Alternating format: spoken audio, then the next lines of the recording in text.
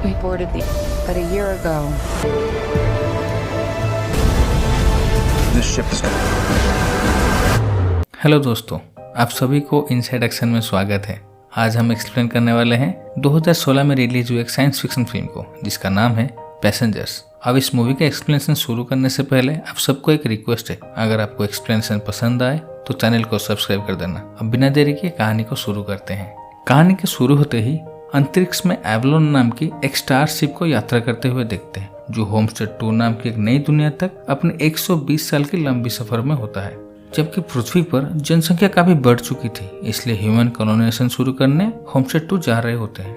वो star ship अपने साथ 5000 पैसेंजर और 258 क्रू मेंबर को लेकर अपने सफर में बढ़ रहा होता है और इस शिप का सभी पैसेंजर्स एक गहरी नींद में हाइबरनेशन पॉड में सोए होते हैं, ताकि जब वो लोग होमस्टेड 2 में पहुंचे उनके उम्र वैसे का वैसा हो। ये स्टार शिप ऑटो पायलट पर चल रहा होता है क्योंकि सब लोग हाइबरनेशन में सो रहे होते हैं। तभी अचानक से शिप एक एस्ट्रॉयड बेल्ट के थ्रू गुजरता है। जब शिप की टक्कर एस्ट्रॉयड से होती है तो उससे बहुत बड़ा झटका लगता है और उसके कुछ पार्ट डैमेज भी होते हैं। वो शिप में बहुत एडवांस टेक्नोलॉजी होने के कारण वो शिप खुद को रिपेयर करने लगती है, पर रिपेयरिंग के टाइम पर एक हाइबरनेशन पॉड में खराबी आ जाती है।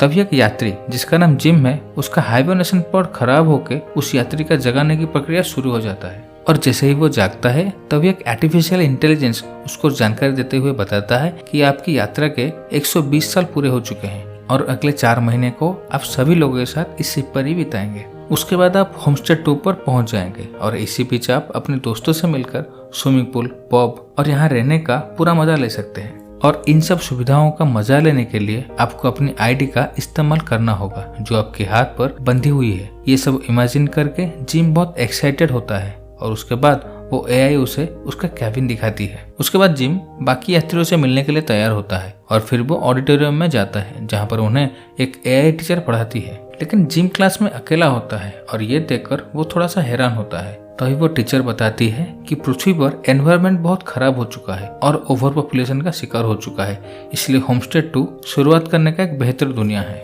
जबकि ये मैसेज 120 साल के बाद मिलना चाहिए था। तभी ये देखकर जिम घबरा जाता है। उसके बाद वो शिप के सभी हिस्सों में जाकर लोगों को ढूंढने लगता है, लेकिन उसको कहीं भी कोई भी नजर नहीं आता। फिर वो भागकर सीधा कैप्टन के कैबिन की तरफ जाता है, लेकिन जिम को अंदर जाने का अनुमति नहीं मिलती। जब वो बाहर से झांक कर देखता है उसको वहाँ कोई भी नजर नहीं आता क्योंकि सब अपने पॉड में सो रहे होते हैं। उसके बाद वो शिप की ऑब्जर्वेटरी में चला जाता है जहाँ उसे पता चलता है कि वो सिर्फ 30 साल की सफर किया है और मंजिल से अभी 90 साल दूर है। जिम इस बात से बहुत परेशान है कि वो अकेला इतनी जल्दी कैसे जाग गया। फिर जिम एक मैसेज रिकॉर्ड करता है जिसमें वो सारी बात बता देता है कि वो 90 साल पहले ही जाग गया है और इस मैसेज को पृथ्वी पर सेंड कर देता है।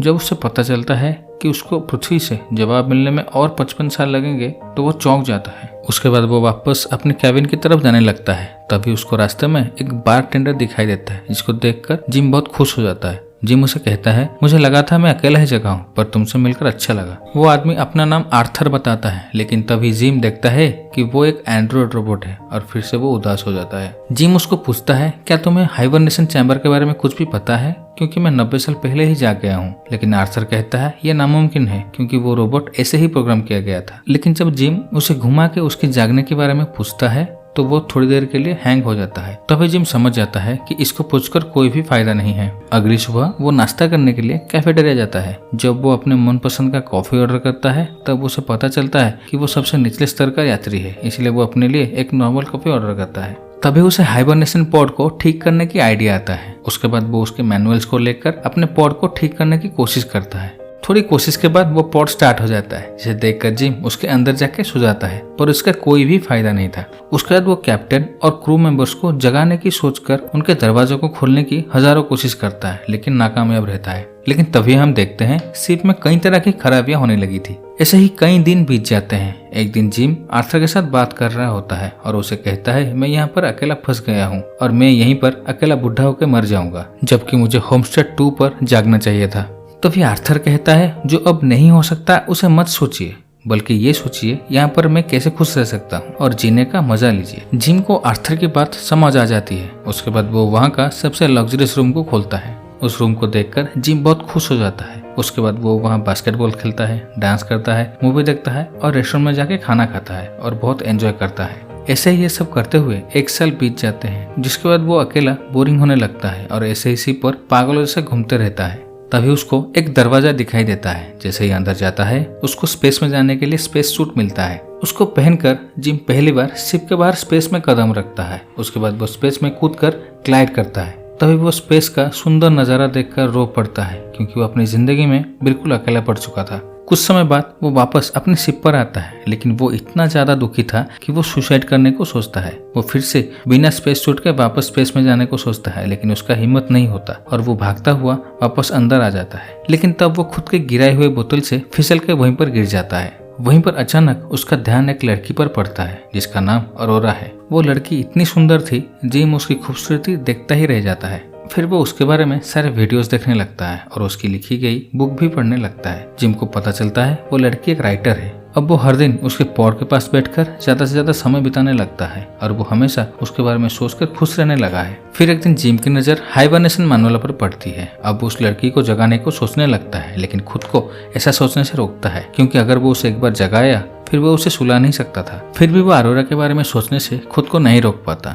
ऐसे ही कुछ महीने तक वो अरोरा के बारे में सोचने से खुद को रोकता है, पर एक दिन ना चाहते हुए भी वो उसके पॉड के पास जाता है और उसकी पॉड की फ्यूज उड़ा देता है। अब पॉड खराब होने की वजह से अरोरा जाग जाती है और उसके साथ भी वही सारी प्रोसेस होता है जो जिम के साथ हुआ था। तभी जिम वहाँ से अपना सारा सामान लेकर अपने रूम में आता है और मैनुअल बुक को छुपा देता है। तभी हम देखते हैं जिम बहुत घबराया हुआ है, लेकिन वो अपने आप को संभालता है और अरोरा से मिलने जाता है। उसके बाद वो अरोरा से मिलने शिप के मेन हॉल में जाता है।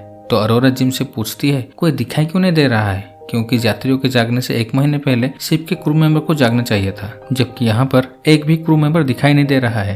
तभी जिम उसको बताता है कि सिर्फ हम दोनों ही जागे हैं और उसे ऑब्जर्वेटरी में लेकर सब कुछ समझाता है, जहाँ से पता चलता है अभी भी होमस्टेड 2 पहुंचने में उन्हें 89 साल लगेंगे। उसके बाद अरोरा क्रू मेंबर्स के चैम्बर की तरफ भाग कर जाती है, पर इसका कोई भी फायदा नहीं था। वहाँ पर सामान को देखकर अरोरा जिम से पूछती है तुम कब से जगे हुए हो। जिम कहता है 1 साल 3 हफ्ते से जगा हुआ हूँ। तभी जिम की बात सुनकर अरोरा बहुत घबरा जाती है और वापस अपने पॉड में जाके सोने के लिए भागती है। जबकि अरोरा बहुत घबराई हुई थी, जिम उसको पकड़कर समझाता है और कहता है ये पॉड हमको दोबारा सुला नहीं सकता, बस सोते हुए हम लोग को जिंदा रख सकता है, क्योंकि हाइबरनेशन में जाने से पहले हम लोग पृथ्वी पर बहुत सारे प्रोसेस से होकर गुजरे थे। अब अरोरा बहुत थकी हुई थी, इसलिए वो जिम को गुड नाइट बोल के अपने चैम्बर में सोने चली जाती है। उसके बाद जिम आर्थर के पास जाता है और उसे कहता है कि तुम कभी भी अरोरा को नहीं बताओगे कि मैंने उसे जगाया है। अगली सुबह अरोरा घबराया हुआ जागती है और सूचना सेंटर के पास जाके पॉड में वापस सोने की मदद मांगती है, पर उसे कोई भी मदद नहीं मिलती। उसके बाद दोनों नाश्ते के लिए जाते हैं, जहाँ पर जिम हमेशा की तरह अपनी मामूली खाना खा रहा होता है, लेकिन अरोरा गोल्ड क्लास की मेंबर होने के कारण उसको अच्छी खाना मिलता है। जैसे ही अरोरा को पता चलती है कि जिम साल भर से इसी तरह का नाश्ता खाता आया है, तभी वो उसके लिए भी अपने जैसे नाश्ता लेके आती है। फिर अरोरा उसे कहती है पॉड में वापस जाने के लिए कोई ना कोई तरीका तो जरूर होगा, हमें वापस ट्राई करना चाहिए। लेकिन जिम उसे कहता है ऐसा कोई तरीका ही नहीं बचा जिसे मैंने 1 साल में ट्राई ना किया हो। लेकिन अरोरा जिम की बात सुनकर भी हार मानने वाली नहीं थी, इसलिए वो खुद कोशिश करती है। अब आखिरी में वो कैप्टन और क्रू मेंबर के चैम्बर के गेट को तोड़ने की कोशिश करती है, पर इसका भी कोई फायदा नहीं था। दूसरी तरफ जिम देखता है कि शिप की और भी चीजें खराब होने लगी थी। इधर अरोरा अपनी बायोग्राफी लिखना शुरू करती है और उसकी शुरुआत वो अपने स्पेस में पॉड फेलियर की वजह से जागने से करती है। साथ ही अरोरा जिम का इंटरव्यू भी लेती है और पूछती है तुम पहला इंसान हो जो हाइबरनेशन का फेल से जगे हो, और उसे पूछती है तुम पृथ्वी क्यों छोड़े जबकि तुम जानते थे कि तुम कभी भी अपने जानने वालों को नहीं मिल पाओगे। जवाब देते हुए जिम कहता है कि पृथ्वी पर अगर कोई चीज खराब हो जाती है तो लोग उसको नए में बदल देते हैं, लेकिन मैं एक मैकेनिक हूँ, मुझको चीजें ठीक करना और बनाना पसंद है, इसलिए नए कॉलोनी में हर एक चीज नए से बनाया जाएगा और मैं अपना घर अपने हाथों से बनाता और मैं एक नई शुरुआत करता। उसके बाद दोनों लोगों के पॉड के पास जाकर उनके जिंदगी के बारे में बात करते हैं। तभी जिम को पता चलता है कि अरोरा रिटर्न टिकट भी लिया है। पूछने पे अरोरा बताती है कि होमस्टेड 2 में 1 साल रहने के बाद मैं पृथ्वी वापस आने वाली थी और जब तक मैं पृथ्वी पर वापस आती तब तक मैं 250 साल के बाद पहुंचती और मैं पृथ्वी की एकलौती लेखक बनती जो स्पेस से लौटकर आई है और एक नई कहानी के साथ, वो भी दुनिया की सबसे लंबी सफर की कहानी। लेकिन ये सब कुछ अब वो नहीं कर सकती थी, ये सोचकर वो उदास हो जाती है। उसके बाद अरोरा जिम से पूछती है हम लोग यहाँ पर और क्या क्या कर सकते हैं। उसके बाद जिम खुश होकर उससे वो सब कुछ करवाती है जो वो खुद किया करता था, जैसे डांस करना, बास्केटबॉल खेलना और मूवी देखना, और दोनों बहुत एंजॉय करते हैं। लेकिन अरोरा फिर से उदास हो जाती है, ये सोचकर कि उसकी जिंदगी अब खत्म हो चुकी है। लेकिन जिम बहुत मेहनत करके उसके लिए एक एम्पायर स्टेट बिल्डिंग का मॉडल बनाता है, जिसे देखकर अरोरा बहुत ज्यादा खुश हो जाती है। और ऐसे ही कुछ दिनों बाद जिम अरोरा को डिनर डेट के लिए पूछता है और अरोरा उसके बात पे राजी हो जाता है। अब दोनों शाम को तैयार होते हैं और आर्थर के पास जाके बैठते हैं। वहाँ पर थोड़ा समय बिताने के बाद फिर वो रेस्टोरेंट में जाके अपना डिनर करते हैं। तभी अरोरा अपने पापा के बारे में बताती है और उदास हो जाती है। तभी जिम अरोरा को सरप्राइज देने के लिए उसको एक जगह लेके जाता है और उसे बताता है जो तुम अभी देखने वाले हो वो दुनिया का सबसे बेस्ट शो है। अब जिम उसे स्पेस सूट पहनाकर शिप के बाहर ले जाता है, जिसे देखकर अरोरा की आंखें खुली की खुली रह जाती है। जबकि उनके सूट में सेफ्टी केबल बंधा हुआ था, इसलिए दोनों स्पेस में ग्लाइड करते हैं। अब ये नजारा देखकर अरोरा बहुत इमोशनल हो जाती है और जिम को किस करती है। फिर अगले दिन नाश्ता करने के समय भी प्यार करने लगते हैं। अब दोनों एक दूसरे के साथ अपनी लाइफ को एंजॉय करने लगे हैं और साथ रहने लगे हैं। साथ ही अरोरा अपने लव स्टोरी के बारे में एक बुक लिखने लगती है, जिसमें दोनों का बिताया हुआ हर एक लम्हा वो उसमें लिखती है। कुछ समय बाद उनका शिप एक सितारे के करीब गुजरता है और अरोरा को वो नजारा बहुत खूबसूरत लगता है और वाकई में वो नजारा बहुत खूबसूरत था। तभी जिम अरोरा से उसके जन्मदिन की बधाई देता है और बदले में अरोरा उसे किस कर लेती है। उसके बाद वो लोग जाके केक काट के जन्मदिन की सेलिब्रेट करते हैं। फिर वो लोग आर्थर के पास जाके शैंपेन पीते हैं। तभी जिम वॉशरूम जाता है और अरोरा को प्रपोज करने की फैसला करता है। पर तभी बातों बातों में आर्थर अरोरा से कहता है कि आज का दिन मुझे याद है, ठीक 1 साल पहले जिम तुमसे मिलने के लिए बहुत ज्यादा उतावला था। आर्थर की बात सुनकर अरोरा थोड़ी सी हैरान होती है। तभी आर्थर कहता है जिम कई महीनों तक सिर्फ इस बात को सोचने लगा दिया कि वो तुमको जगाए या नहीं।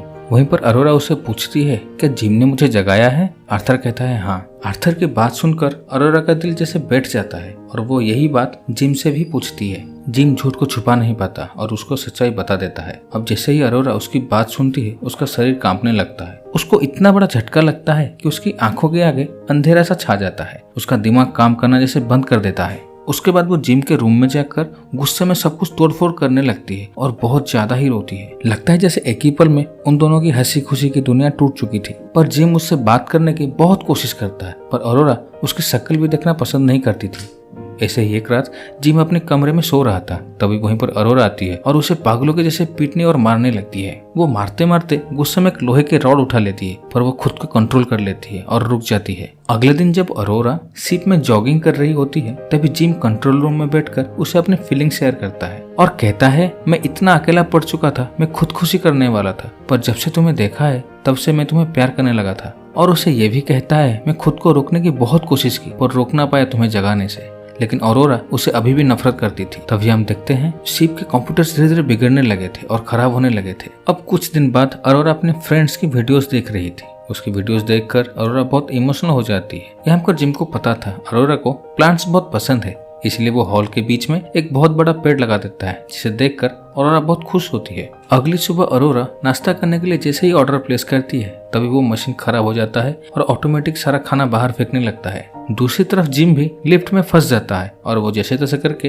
वहाँ से निकल आता है। तभी उन दोनों को एक आवाज सुनाई देती है कि मैं डेक चीफ गस बोल रहा हूँ और मेरे शिप के बीच में पेड़ कौन लगाया है। तभी ये आवाज सुनकर दोनों भागकर वहां पर जाते हैं और उसको अपना इंट्रोडक्शन देते हैं। गस पूछने पे जिम बताता है कि अभी भी होमस्टे 2 पहुंचने में 88 साल बाकी है। उसके बाद गस उन्हें कैप्टन के चैम्बर में लेकर जाता है। जाके देखते हैं वो शिप अभी भी सही रास्ते पर है, लेकिन खराबी चेक करने पर उन्हें कुछ भी पता नहीं चलता, इसलिए वो मैनुअली चेक करने का फैसला करते हैं। तभी अरोरा कहती है क्यों ना हम शिप को वापस पृथ्वी की तरफ मोड़ लें, पर गस कहता है हम लाइट की स्पीड से आधी रफ्तार में चल रहे हैं और वापस जाने में हमें उतना ही समय लगेंगे। उसके बाद गस पॉड को चेक करने लगता है तो जिम को बताता है तुम्हारा और मेरा पॉड चिप जलने की वजह से हुआ था, पर अरोरा के पॉड को तुमने खराब किया है।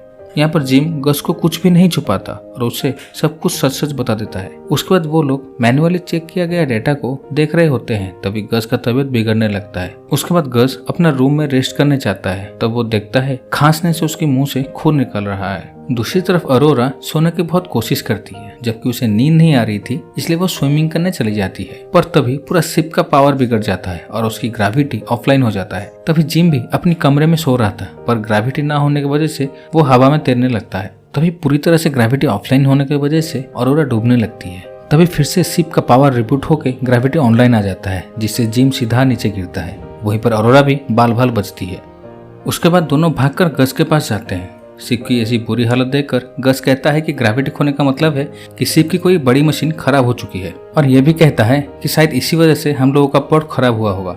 उसके बाद वो लोग मिलके शिप के मेन इंजन के पास जाते हैं और गस कहता है हमें मैनुअली प्रॉब्लम को ढूंढना होगा। इतने में ही गस बेहोश होकर वहीं पर गिर जाता है। फिर दोनों गस का मेडिकल चेकअप करते हैं, जिनमें से उनको पता चलता है कि गस बहुत ही ज्यादा बीमार है और उसके शरीर में 612 बीमारी निकली है। वहीं पर पता चलता है कि वो अब कुछ ही घंटे में मरने वाला है, इसलिए दोनों को अपने पास बुलाता है और अपने आईडी बैंड को जिम को देता है और उसे कहता है तुम्हें इसकी जरूरत पड़ेगी, और कहता है तुम्हें शिप की खराबी को पता करके ठीक करना होगा, नहीं तो कोई भी नहीं बचेगा। ये बोलते हुए गस अपनी आखिरी सांस लेता है और वहीं पर लेट जाता है। तभी पूरा का पूरा शिप में रेड अलर्ट जारी हो जाता है और ये दोनों शिप की इंजन की तरफ भागते हैं। जाते हुए देखते हैं आर्थर का सिस्टम भी बिगड़ गया होता है, इसलिए जिम उसका चिप निकाल देता है और वो रुक जाता है। फिर वो दोनों इंजन रूम में जाकर देखते हैं एक उल्कापिंड के वजह से शिप में छेद हो चुका है, इसलिए पहले उसको ठीक करते हैं। फिर उसका पीछा करते हुए देखते हैं रिएक्टर कंट्रोल कंप्यूटर में छेद हो चुका है, जिसकी वजह से रिएक्टर बहुत गर्म हो चुका है और वो कभी भी फट सकता है। उसके बाद वो लोग बहुत मुश्किल का सामना करते हुए वो पार्ट को बदल देते हैं, पर रिएक्टर अभी भी गर्म होता जा रहा था। तभी उन्हें पता चलता है कि जब तक रिएक्टर की आग बाहर नहीं निकलती तब तक रिएक्टर ठीक नहीं होने वाला और शिप कभी भी फट सकता है। इसलिए जिम खुद बाहर जाके गेट को खोलने की फैसला करता है। उसके बाद वो वहाँ से एक सील उठा लेता है और शिप के बाहर जाने लगता है। तभी उसे अरोरा कहती है तुमको मेरे लिए वापस आना ही होगा, मैं तुम्हारे बिना इस शिप पर अकेला नहीं रह सकती। उसकी बात सुनकर जिम बहुत खुश हो जाता है, पर अपने मिशन पर आगे बढ़ता है, दूसरे दरवाजे पर पहुंच जाता है। उस दरवाजे को खोलने पर जिम को पता चलता है कि दरवाजा खुला रखने के लिए उसको उसके हैंडल पकड़ कर रखना होगा, नहीं तो वो बंद हो जाएगा। इसलिए वो दरवाजा को खोलकर वहीं खड़ा हो जाता है, लेकिन अरोरा लीवर खींचने से मना कर देती है और कहती है कि मैं अगर ऐसा करूंगी तो तुम मर जाओगे, और अगर मरना हमारे नसीब में लिखा है तो साथ में मरेंगे। तभी जिम कहता है कि तुम अगर लीवर नहीं खींचोगे तो तुम और शिप में सो रहे 5000 लोग भी मर जाएंगे। उसके बाद अरोरा ना चाहते हुए भी रोते रोते लीवर को खींच देती है, जिससे आग का तूफान जिम से टकराता हुआ स्पेस में चली जाती है और उसके साथ जिम भी स्पेस में चला जाता है,